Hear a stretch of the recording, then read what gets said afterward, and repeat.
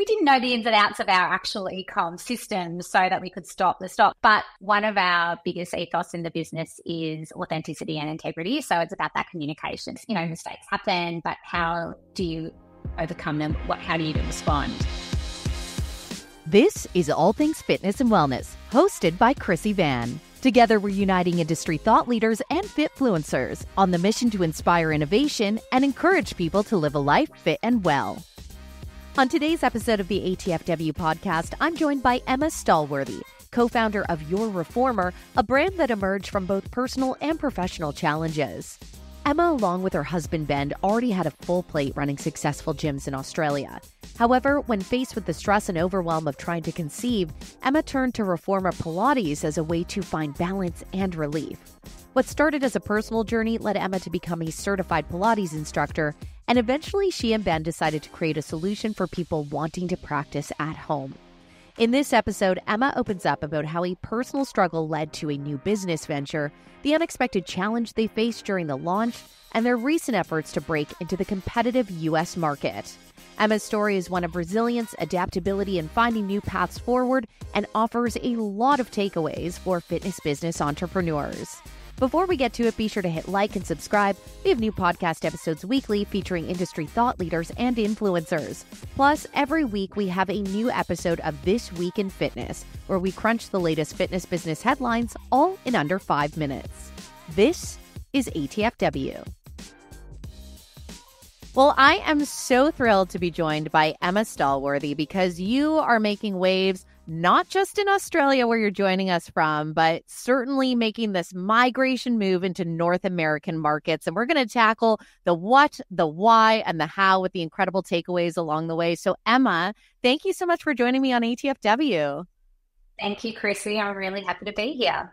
I was really thrilled because it was actually Deborah Strugo, who we recently had on the podcast, who introduced ourselves to each other for the story of YourReformer. And the thing that I love about podcasting is that you have the opportunity to learn, especially in this industry, people's deep-seated whys they got into something. And this is an industry that I think people ultimately stay extremely passionate about throughout their career path. So I know this is a personal labor of love for you in a big, big way. So tell me a little bit about Pilates in the first place. We know that it's one of the biggest sectors of the market, but for you, it had a very personal pull.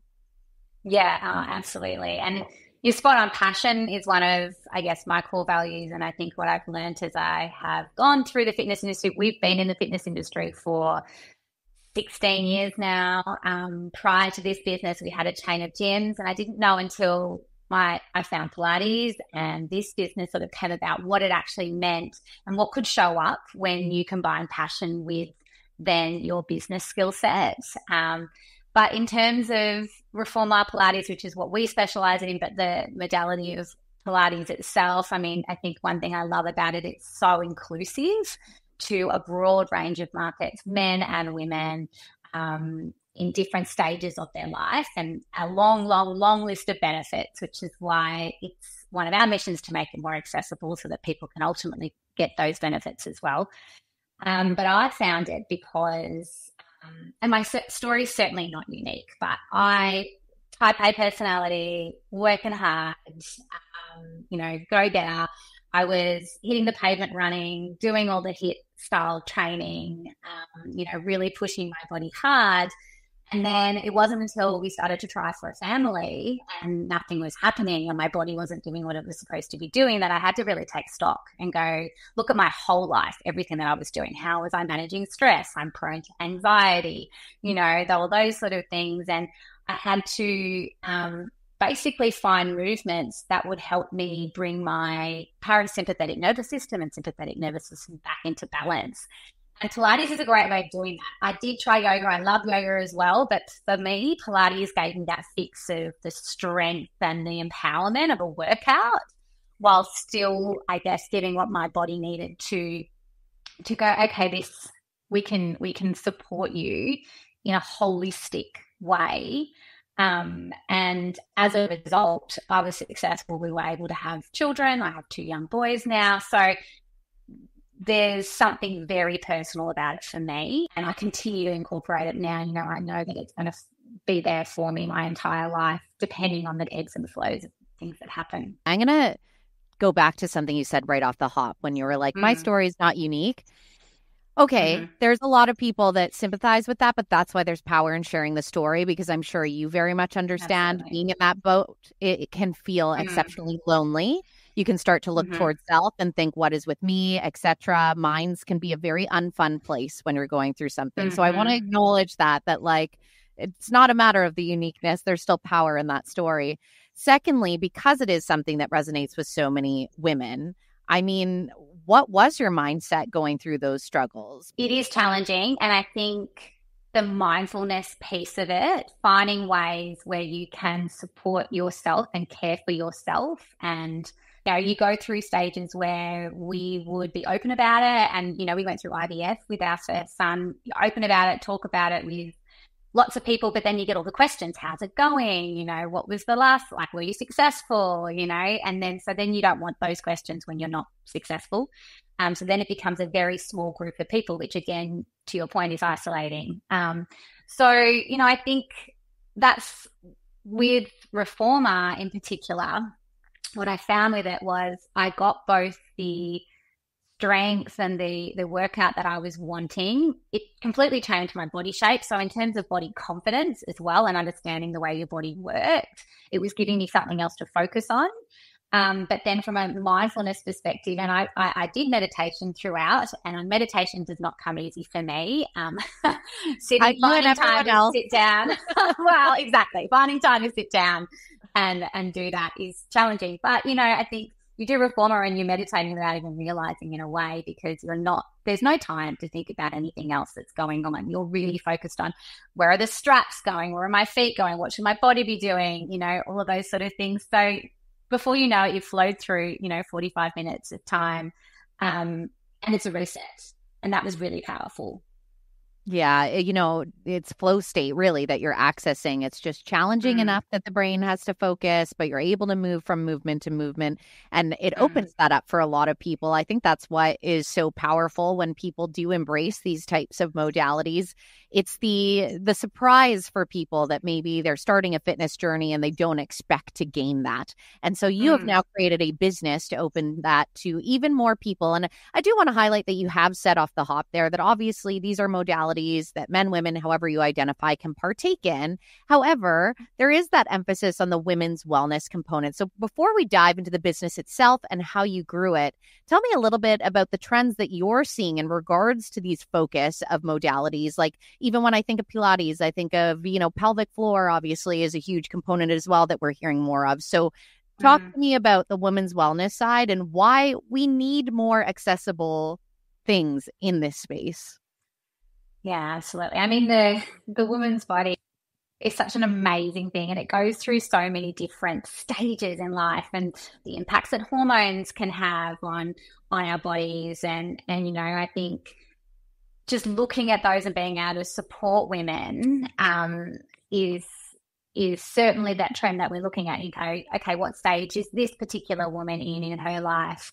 And how are we supporting her with movement? So, for example, like an obvious one is pregnancy. You know, realistically, a lot of the time that you go through pregnancy and the further you get along, there's less and less exercise you find that you can actually do. It's like, oh, we'll go for walks, but then I've got sore pelvis, so then that hurts. What do I do? So, you know, Pilates is a great way. That's one thing that I guess I attached to it was it was able to take all the way through. Like, we literally did a Pilates session the day before I went into labor, and then it's there for you straight afterwards. So, and then to your point with pelvic floor, I think that there's an educational piece that we don't even know the things that are going on or what's in our body. You know, what is pelvic floor? What does that do? What's the purpose? Do you know that men have pelvic floor too? And so, you know, supporting that strength. And then there's menopause, and then there's dropping bone density, and what are the best ways to, I guess, life longevity, really. That's what we're all about, is improving quality of life and extending that life over time. So, and I think there's more voices. I think that's the biggest thing. I think if I think about my time in the fitness industry, you know, it's been a boys' playground for a long time, and I'm trying to be polite in what I say, but There's some real amazing women now who, and over time have been having a voice and sort of really um, showcasing that there are differences and that there are things that we need to consider. Um, and I think as well, where I love where it's going now is, and you've said it a few times, Krissy, the wellness industry and the wellness space, that holistic approach to it. It's really not, what we're focused on is, you won't see us do weight loss challenges or anything like that. It's not about that. It's about empowering. It's about strengthening. It's about improving better, your better quality of life, really. So that's, I think, that holistic approach. And that's what you get by having women brains in there and men brains all talking about the topic. Absolutely. And I think you're plenty polite. I mean, the statistics are the statistics, and we can't help that those are the statistics. So we need the game changers and the voices to maybe even out those statistics a little bit. So that's why we have you. But on top of that, when you talk about that holistic approach, the great thing is as well is that the consumer is also craving that. And really, I think there was this tremendous shift for people realizing how responsible they had to be for their overall health and wellness after we went collectively as a globe through, the word that's overdone is pandemic. That being said, I know for you personally, pandemic is really a seed where YourReformer was born. So let's start at the beginning of the story and learn a little bit more about what this is and how it came to be. Yeah. So, obviously I've talked about how I found Pilates and my love of Pilates. I actually went out, I went like all in, became an instructor. We launched Reformer Studios in our gyms. We had a chain of gyms at the time. And I was teaching a lot of classes and just really loving it. And so I had a Reformer at home as well and was using that. And then COVID happened. Obviously, we're from Melbourne, so I'm pretty sure the stat is that Melbourne was one of the, if not the most locked down cities in the pandemic. Yeah, over here in Canada, plenty. So, that meant we had to pivot. We still had our gyms, and we rented out our reformers to our members. And how many? Just to halt you there, but how many gyms did you have? We had 6. Oh, yeah. So that's like a big stressful hit. So, okay. So you're renting the equipment now. Yeah. So we rented the equipment. We were running live Zoom classes. And then I was sending the link out to them all afterwards and very quickly saw the live attendance reduce. But the overwhelming feedback of I'm loving this, having this at home, just doing it whenever I want. So, that idea was bubbling, obviously. And then when we reopened, they didn't want to kick the reformers back. They said, I still want to come to my studio, but I'm just loving the convenience of it at home whenever I want. My family's using it. My husband's getting on it. Whoever it was, more people are getting more access and enjoyment from it. And then really thinking about, okay, well, reformer, yes, I had a reformer at home and, instructors, they often sort of were the ones who would have a reformer at home if you had it, but there wasn't a lot of options. It wasn't a thing to have a reformer at home. And even if you put a reformer in at home, then how do you know what you're doing? Are you going to do a class? Are you going to do a workout on it? Especially anyone that has been on a reformer. I specifically remember there was a gym chain here called Legree. And yes. I remember my first Legree class and it was quite the workout, but I looked like I had never used my arms and legs in my life through most of it. And just a funny story on that as well. A lot of people are so highly visual. So in a class setting, when you've really just left with the verbal cues of the instructor. I've been in many classes where I'm looking at a client going, okay, I don't know how you just got into that position from the words that came out of my mouth, but okay, let's try this again. So, and so, for us, we wanted to make this a thing. I think I then went, okay, well, what about the actual customer? Who's our core target market? And really, I am our core target market. Busy professional mom who is juggling family, kids, and there's no time to get to a class if it's open. COVID, there was no classes, there was nothing available, but just in general, and then the cost economic pressures post COVID as well in terms of looking at budgets and how much does it really cost to keep up with the habit that you love. So we really wanted to make it accessible. And that's really where the idea came. We sold the gyms and started the business. I was in labour, actually, when our 7-day snap lockdown in Melbourne was extended for open-ended. We don't know when we're reopening. And we went, you know what, this business has got to go live. So we went live 6 weeks later. Wild. So what were the steps to create the actual business? Because it's one thing to be running 6 gyms. Obviously, you have, a lot of know-how in regards to operating and maintaining a business. But in regards to creating a product that's now going to be going out to consumers, it's a different foray, right? I'm sure there was probably a lot of learnings on that little adventure. Absolutely. E-commerce, we had no idea about. Logistics, we had no idea about. Even marketing. In Ginland, really, your marketing, it's so local area. It's within 5-10 kilometers of your gyms is where people are going to come from. So a very different landscape and a lot of learnings. But I think one thing we've adopted from the very start and continue to do is partner with experts, bring great people within the team so that together we can achieve these great, ambitions that we have for the business. I think from our background, we always had the customer at mind. So that customer service is so important. We wanted to bring the studio experience to the home. So we have an app we filmed before we even launched. We wanted to have, a certain number of classes available so that they would be using the products and getting the benefits and talking about it. That referral, word of mouth is so crucial, particularly as a new business.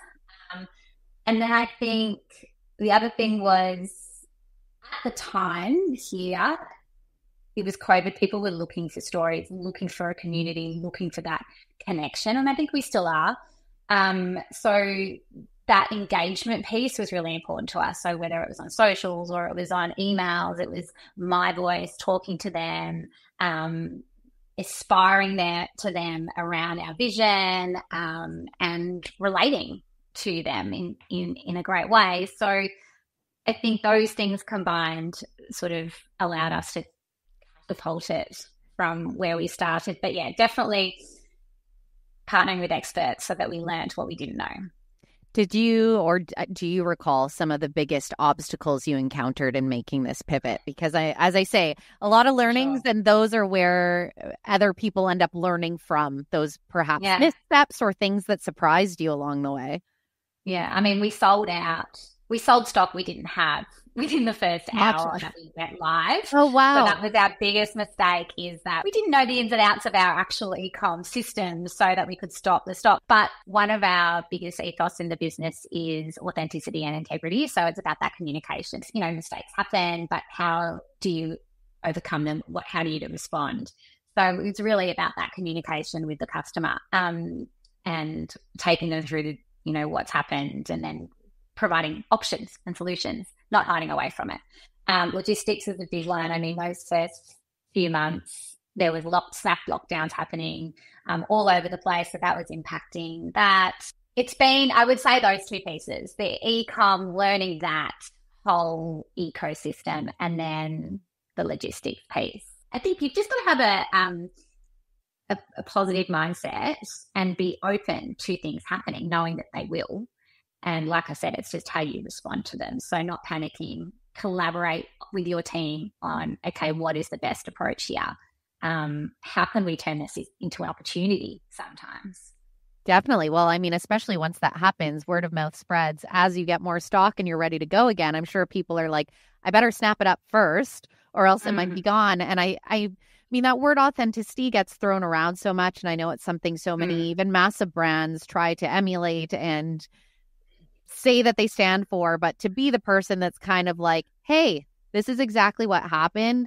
It's such an important thing to highlight because generally human beings are going to be very open to receiving that when they understand and they feel seen, like, oh, okay, you see that this was my customer experience. It didn't really go the way I thought it was going to go. And you're like, yeah, we did not plan it to be like that, but here we are and here's how we're going to fix it. So There really is. It's the simplest of things, but the honesty of that is so very important because that could have damaged your credibility right out of the gate. Like that is a pretty big thing that could have been a huge hoot, but it didn't. It catapulted you instead. So talk to me about scaling and expanding as all of a sudden you're like, okay, this actually has some legs.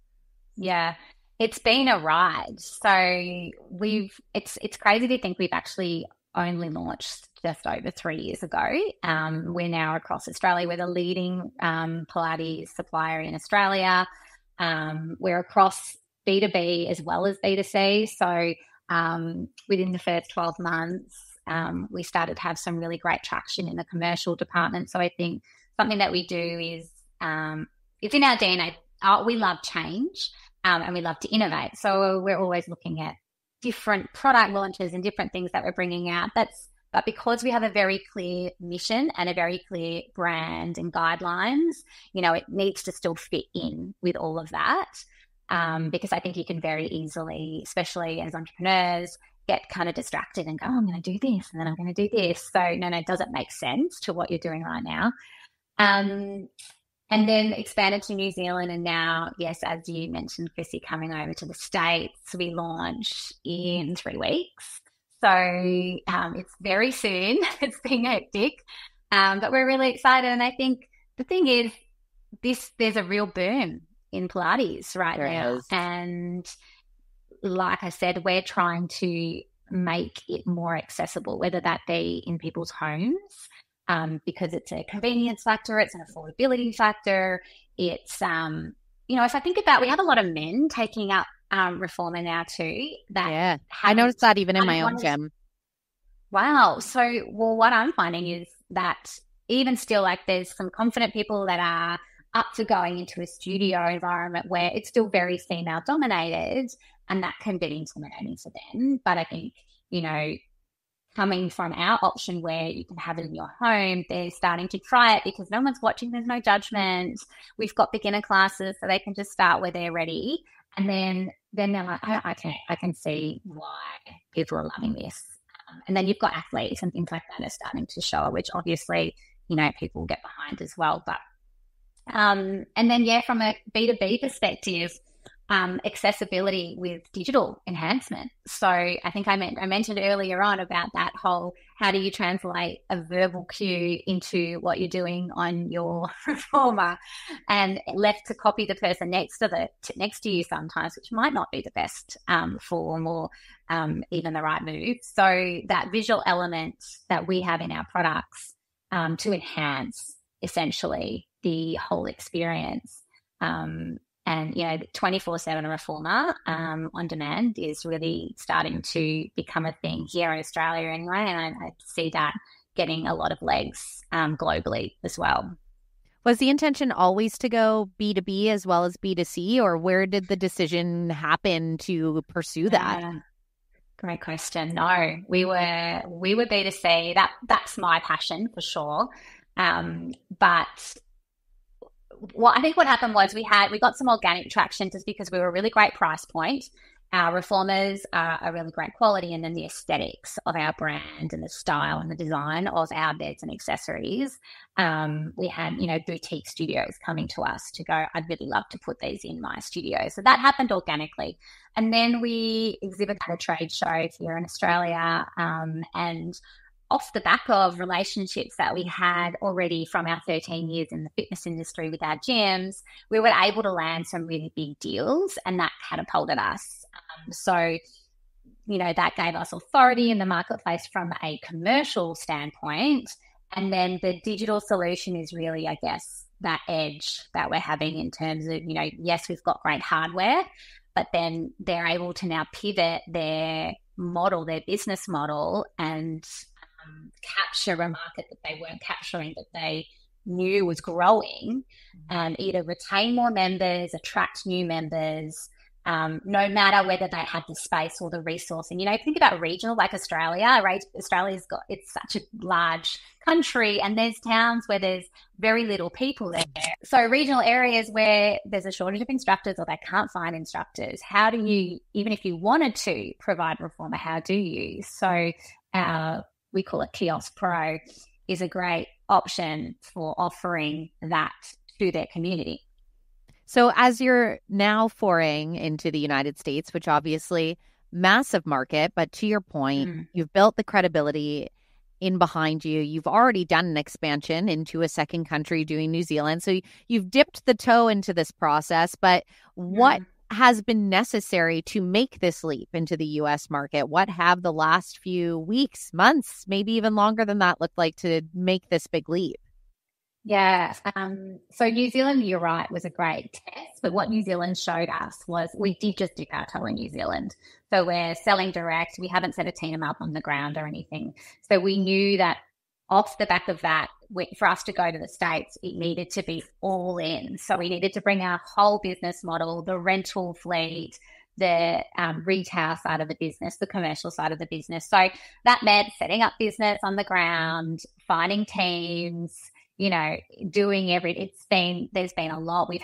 We use Monday.com as our project management tool there's been a lot of Monday boards going on with the team, and the team here, it's been something exciting. So I'm not going to lie, the last 2 months has been hectic. No doubt. But I would question you if you were like smooth sailing, like not even one little hiccup. No early morning calls, no.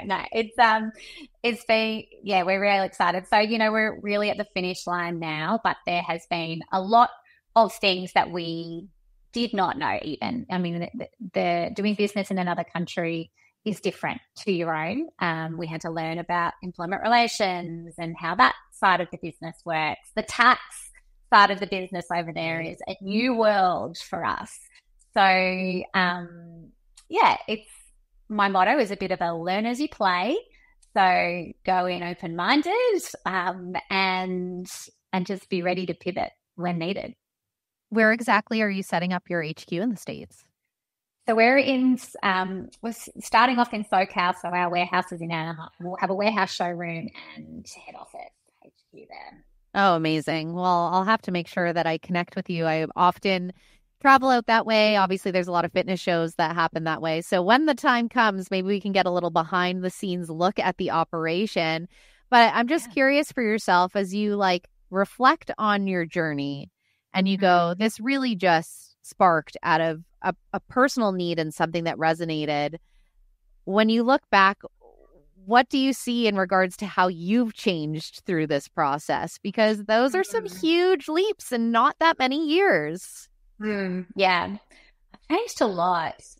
I think I learned through the process prior to this business to just control the controllables, and be open to feedback, and be open to change. I mean, that's something that anyone we've brought into the business, I have said, just know you are coming into a space of change. So get comfortable with being uncomfortable. But we're all in it together. And so, if I think back from the very start, I mean, we just had our monthly company update on Monday, and my word to the team was all the feels. I'm feeling all the feels right now. And I'm a feel like that is, when we talk to any of my team members, they will say to you that M is the feeling of the business. But pride, motivated, excited, overwhelmed. But where myself personally has shifted is really moving into more of that leadership role. We have such an amazing group of people in this business who are all really passionate about what we're trying to achieve as a business. So we're all really aligned collectively on where we're going. And so my job really is to be able to ensure that decisions can be made fast, and that they have the right tools and autonomy to deliver on what they're here to do, so that they're all feeling like supported and we're all here together and they've got that clarity around what that future looks like. And I mean, especially having a leader that is so rooted, again, into the why and so passionate. I mean, it really does cause that top-down ripple effect. But what I like that you highlight is hiring the right people and giving them the autonomy to get the job done while ensuring everything is kind of operating on the right tracks. You're stepping into this big leadership role with an expanding team and expanding markets. But for yourself, nobody does it alone. So along this journey, who have been some of your most impactful mentors? Or even if you don't want to highlight who they were, what are the biggest things they've imparted on you that have helped you along this way? Because, I mean, the value of mentorship cannot be understated. No.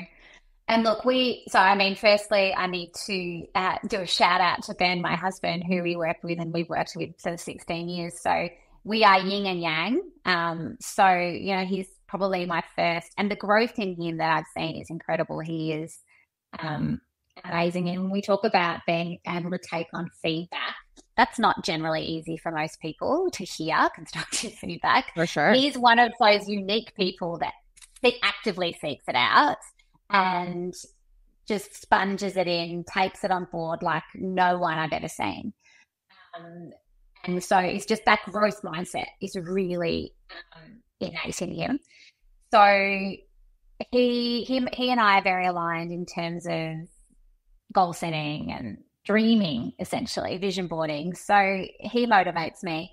In terms of learning, this again, another family member, my dad is a amazingly clever accountant and CFO. Fabulous.